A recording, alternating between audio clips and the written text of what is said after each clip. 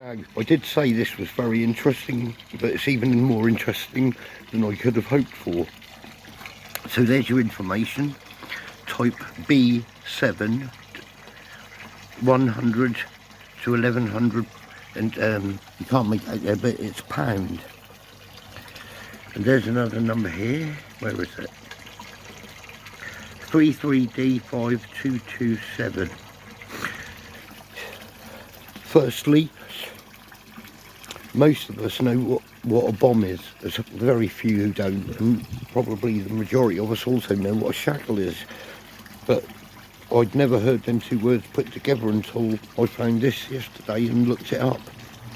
And this, unbelievably, is a bomb shackle. And it literally shackles the bomb. And the type B7 apparently was one of the most common between the B-17 and the B-24 bombers. So this is believable off my plane that I found parts from. This is interesting. So this is how it works, right? So they hook the bomb. There would be another hook the other side. They hook the bomb. There's two lugs that are welded onto the top of the bombs. Anywhere from 100 to 1100 pound bombs. That is huge. So these hold on to the lugs. This is put on before they go into the aircraft. Then they're put into a rack. And there would be an arming lever here and a disarming lever. Depending on which ones you do, this hooks up on the rack here. And these would be attached to a solenoid that would then lead a wire through to the bombardier room. Amazing. And then via a solenoid, electromechanical, when he wanted to drop the bombs, if it was in the, and this is the thing here, fuse wire would be attached to this that runs all the way to the back propeller fuse and the front fuse, which when taken off they spin through air velocity doing like 235 miles an hour or whatever. If it's armed, this wire would be going all the way through to that fuse and all the way through to that. If it was armed and he let them go, then that would pull the wire away from the bomb and allow them to turn while they're off, basically, and set them off so they detonate as soon as they hit the ground. If it was disarmed, for some reason they had to drop the bombs, but they didn't want to blow it up, this would retain, this would allow the fuse to go with the bomb, the wire, to clip it and go with the bomb so it wouldn't explode. How? The mechanical gearing system links the shackle's release lever arm to the shackle's bomb release hooks. The shackle's release lever arm has two positions, cocked and release.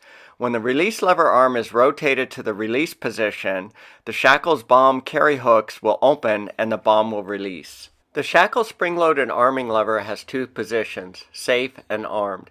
If the bomb is released while the arming lever is in the safe position, the arming wire will stay attached to the bomb and prevent the vanes from spinning.